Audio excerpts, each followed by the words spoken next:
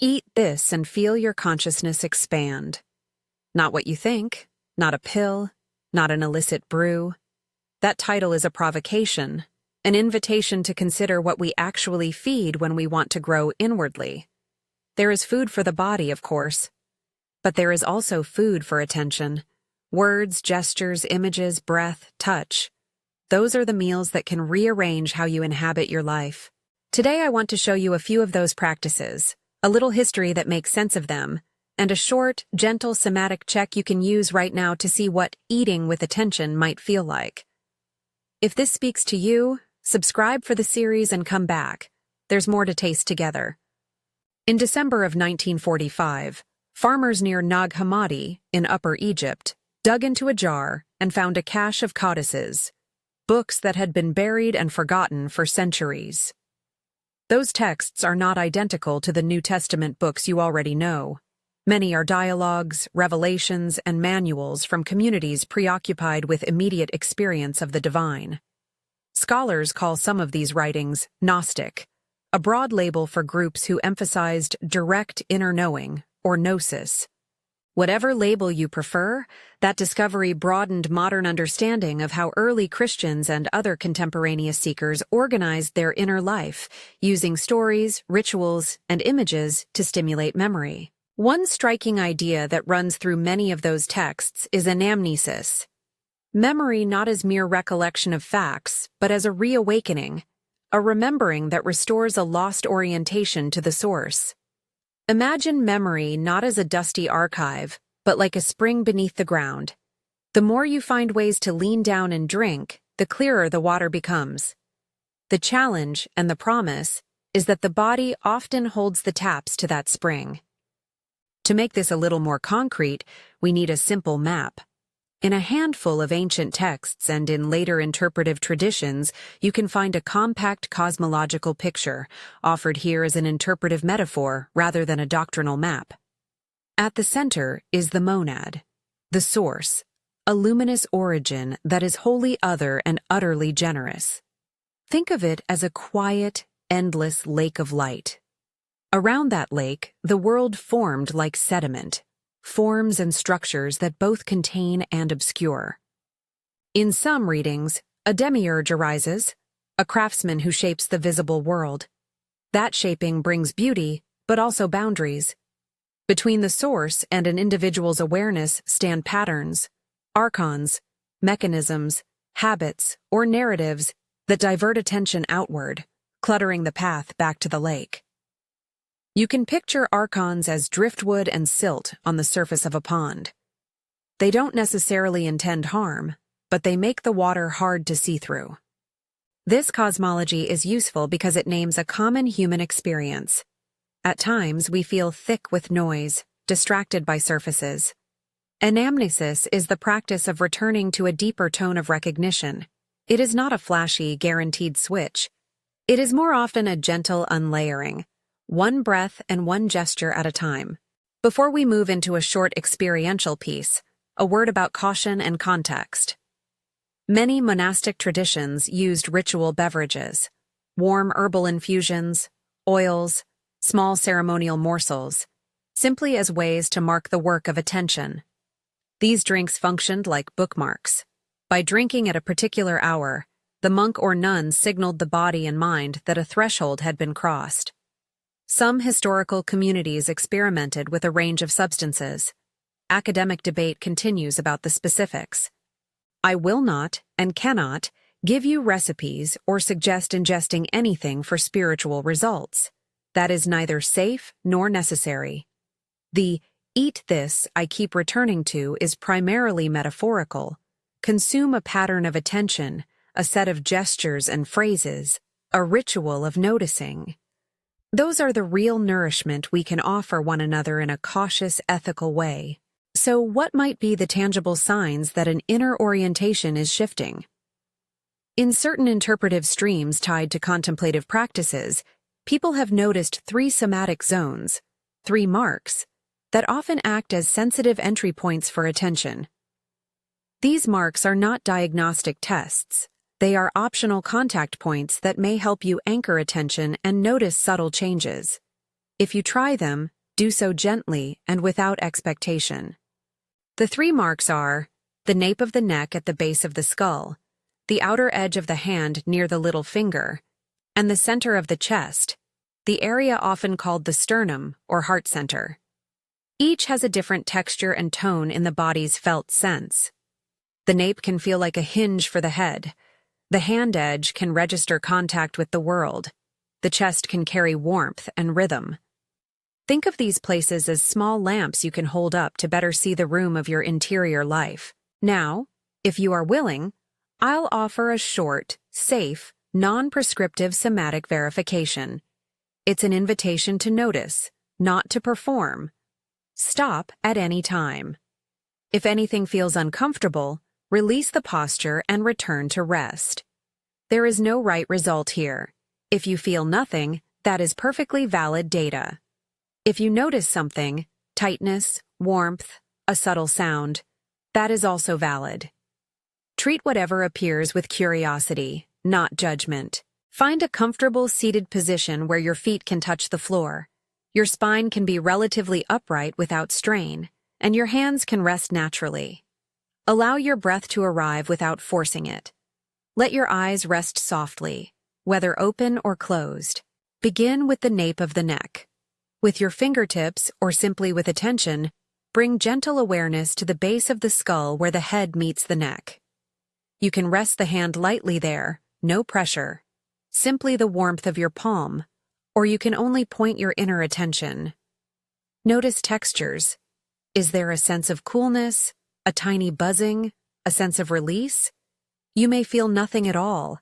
Stay there for a few breaths. Let your mind treat whatever arises like a cloud passing. Observe and let it move on. Next, shift attention to the outer edge of the hand near the little finger. You might trace the line of your hand with a thumb, or you might place the opposite hand so that the pinky edge is held lightly. Notice the sensation of contact, the way the skin is different from the palm, the readiness of that edge to connect with the world. Some people report that this place feels alive, as if it remembers touching. Again, simply notice. No trying to make anything happen. Finally, bring a hand to the center of your chest, the sternum. Rest your palm there and sense the subtle rise and fall beneath it. Not a deep breathing exercise, just an observation of movement and weight. Some people feel warmth, a small tug, or nothing at all. Allow whatever is present. If you would like, hold the 3 points in sequence once more. Nape, hand edge, chest. Let your awareness move like a small lantern shining across familiar furniture. If you choose to speak a phrase quietly to yourself, here is an author's condensation you may use as a tone, a phrase I have found helpful, and which is offered as suggestion, not scriptural recitation. I remember the source. I open my heart to the light. Say it quietly or think it. Let it be a scent rather than an order. After this brief check, rest your hands.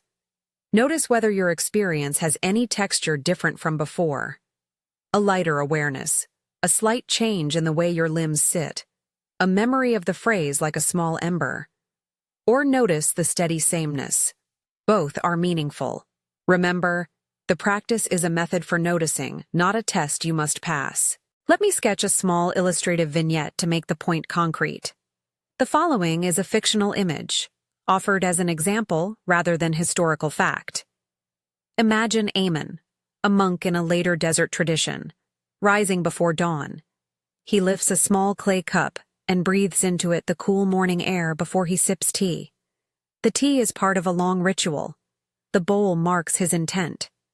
But for Amun, the drink is less important than the gesture of drinking. It cues the body to settle, to make the habitual friction of worry soft for a while. He learns to notice a tiny warmth at the base of his skull when he bows. Over years, these small feedback loops, gesture, cup, phrase, touch, become a map of his interior topography. Again, this vignette is illustrative, not a historical report. History shows many such cultural scaffolds. Monastic and contemplative communities used simple gustatory rituals to build habit and mark transitions. An herb at dawn, a small tasting at the end of work, a communal cup to begin a reading. These were not guaranteed accelerants of mystical vision. They were practical tools, a taste, a rhythm, a social custom that organizes attention. In the modern context, we can adopt the function of these rituals without importing antiquated claims about substances or manufacturing mystical experience. If you try any of these practices and resist arises, thoughts, doubt, fear, embarrassment, name them gently. Those habitual resistances are what some readings call archons, not evil in a cinematic sense, but forces that pull your attention sideways. When thought or fear appears, you don't have to fight it. Treat it like weather. Notice, name it, and return your attention to the mark and to your phrase. This method, observe, don't engage, return, works because it retrains attention to prefer the deeper current rather than the surface ripples. A few practical reminders. This is not therapy and not a substitute for professional care. If you ever feel overwhelmed or disoriented, stop the practice and seek appropriate support. Likewise, there is no guarantee you will feel anything dramatic. Many people cultivate these practices for months or years before noticing subtle changes. The point is not to chase effects, but to cultivate fidelity, small acts repeated that make a habitual shift in how the world gets attended. Why would any of this, placing a hand on the sternum, noticing the nape, tracing the edge of the hand, be described as eating something? Because eating is a committed action that changes the internal chemistry of attention. When you habitually feed attention in one way, you build neural and embodied pathways that prefer certain kinds of perception. Rituals are like recipes for the senses: a cup, a phrase, a touch, a communal sharing.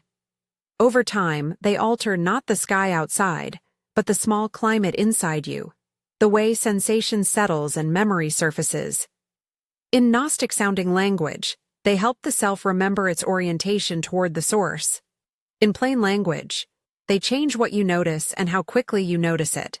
If you are interested in weaving these small practices into your life, start simply. Pick one ritual marker: a cup at a certain time, a phrase you whisper, a hand to the chest, and repeat it for a short period daily. Keep it small enough to be sustainable.